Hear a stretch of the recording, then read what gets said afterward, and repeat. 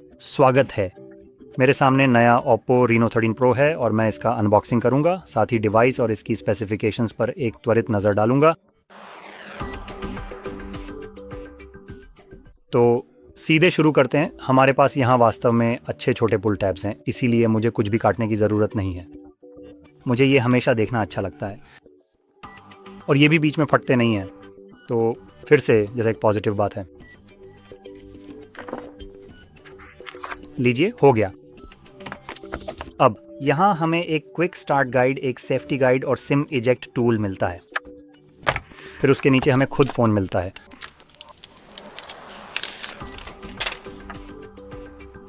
इसे चालू कर लेते हैं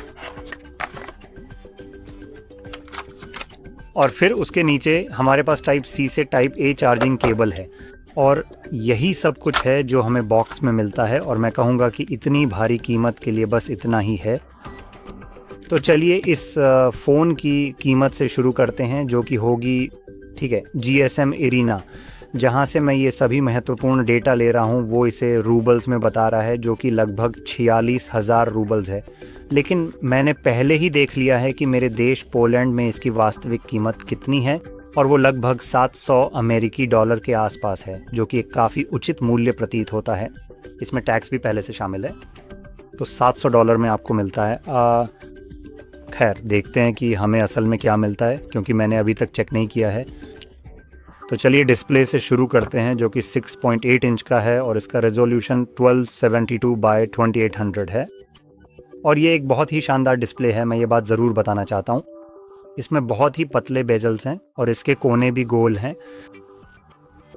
और असली डिस्प्ले की बात करें तो यह एक एमोलेड डिस्प्ले है। 120 hertz refresh rate, HDR10+ certified है और इसकी पीक ब्राइटनेस लगभग 1200 निट्स बताई गई है।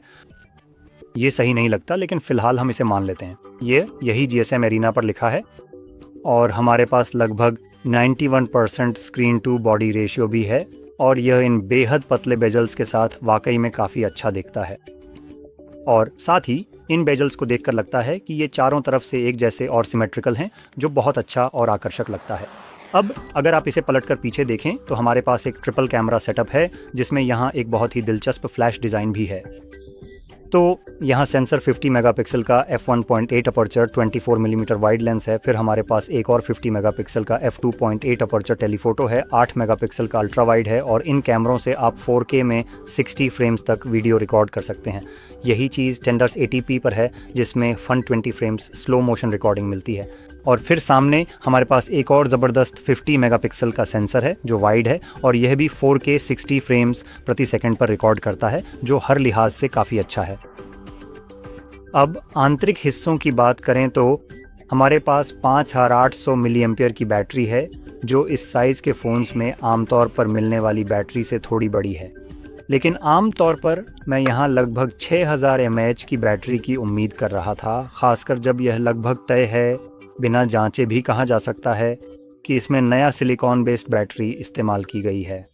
तो ये बैटरियाँ थोड़ी ज़्यादा घनी होती हैं, ये उसी आकार में ज़्यादा चार्ज स्टोर कर सकती हैं। इसी वजह से अब ज़्यादातर फ़ोन्स में बड़ी बैटरियाँ मिलने लगी हैं। अब आगे बढ़ते हुए हमारे पास 256 गीगाबाइट की इनबिल्ट स्टोरेज और 12 गीगाबाइट रैम भी है।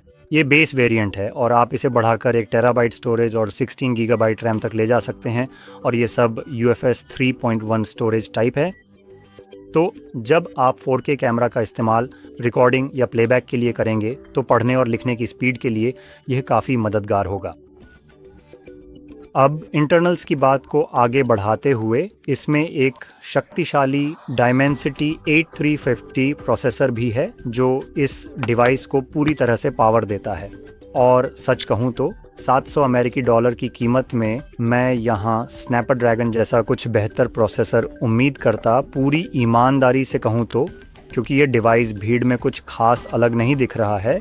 तो मैं उम्मीद करता कि इसमें कुछ ऐसा हो जो इसकी उच्च कीमत को सही ठहराए, जैसा कि आमतौर पर स्नैपड्रैगन प्रोसेसर होते हैं, जो मुझे लगता है कि प्रोसेसर के तौर पर थोड़े अधिक महंगे होते हैं। बस इसी वजह से यहाँ हमारे पास डायमेंसिटी है, जो मुझे लगता है कि ऐतिहासिक रूप से मैन्युफैक्चरर्स के लिए एक सस्ता और अधिक सुलभ विकल्प रहा है। तो हाँ, ये एक, मैं इससे इसका महत्व कम नहीं करना चाहता। डायमेंसिटी प्रोसेसर जैसे कि डायमेंसिटी A8000 पहले से ही बेहद तेज़ और काफ़ी शक्तिशाली हैं, तो मुझे इस प्रोसेसर से आम तौर पर कोई ख़ास समस्या बिल्कुल भी नहीं है। मुझे बस ऐसा लगता है कि मुझे नहीं पता, कुछ तो है कीमत में एक महत्वपूर्ण अंतर को लेकर दूसरे मैन्युफैक्चरर्स और उनके विभिन्न विकल्पों के बीच जो थोड़ा सा कम है। यह सब मिलाकर मुझे वास्तव में नहीं पता, इन डिवाइसेस को आम तौर पर काफ़ी महंगा महसूस कराता है। और इसके अलावा $700 वही कीमत है जो मैंने अपने सैमसंग S25 के लिए चुकाई थी। और अगर मुझे सैमसंग और ओप्पो में से किसी एक को चुनना हो, तो मेरा मतलब है इतनी समान कीमतों पर यह काफ़ी साफ़ है कि मैं शायद किसे चुनूँगा। तो जैसा कि मैंने कहा, इसमें यहाँ की प्रतिस्पर्धा, इसकी कीमत, मैं कहूँगा कि जो ये ऑफ़र कर रहे हैं उसके हिसाब से ये बहुत ज़्यादा है। अगर हम बाकी चीज़ों को हटा दें तो जो ऑफ़र किया जा रहा है, मैं कहूँगा कि वह ठीक है जी। लेकिन अगर आप यह सोचें कि आप S25 जैसी कोई चीज़ $700 में ख़रीद सकते हैं, या उदाहरण के लिए नथिंग की तरफ से आने वाला CMF फ़ोन जिसमें लोअर एंड प्रोसेसर है, और मैं यह भी स्पष्ट करना चाहता हूं कि उसकी बिल्ड थोड़ी सस्ती है, लेकिन प्रदर्शन के मामले में वह शानदार चलेगा। और फ़र्क ये है कि CMF फ़ोन की कीमत लगभग $200 है, जबकि इसकी कीमत $700 है। तो कीमत और प्रदर्शन के हिसाब से इसमें बहुत बड़ा अंतर है। और जब आप इसे दूसरी विकल्पों से तुलना करते हैं तो ये थोड़ा ज़्यादा महंगा लगता है, ख़ासकर जब आप लगभग इसी कीमत में, जैसा कि मैंने कहा, एक सैमसंग भी ख़रीद सकते हैं। तो यही वह जगह है जहां से मैं कीमत का एक तरह का अवलोकन कर रहा हूं, और यही वजह है कि मुझे ये कीमत थोड़ी ज़्यादा लगती है। अब संभावना है कि आगे चलकर इस फ़ोन की कीमत शायद गिर जाएगी, तो अगर आप इसे रिलीज़ के समय नहीं खरीद रहे हैं तो निश्चित रूप से आपको कम कीमत में कहीं बेहतर डील मिलेगी, क्योंकि मैं दावे के साथ कह सकता हूं कि दुकानों में इन डिवाइसेस की कीमतें कम कर दी जाएंगी ताकि वे इन्हें बेच सकें, और वहां से आप निश्चित रूप से एक अच्छा डिवाइस कहीं ज़्यादा उचित कीमत पर ले सकते हैं, मैं कहूँगा। उम्मीद है कि आपको यह वीडियो मददगार लगी होगी, तो लाइक और सब्सक्राइब करना ना भूलें। देखने के लिए धन्यवाद।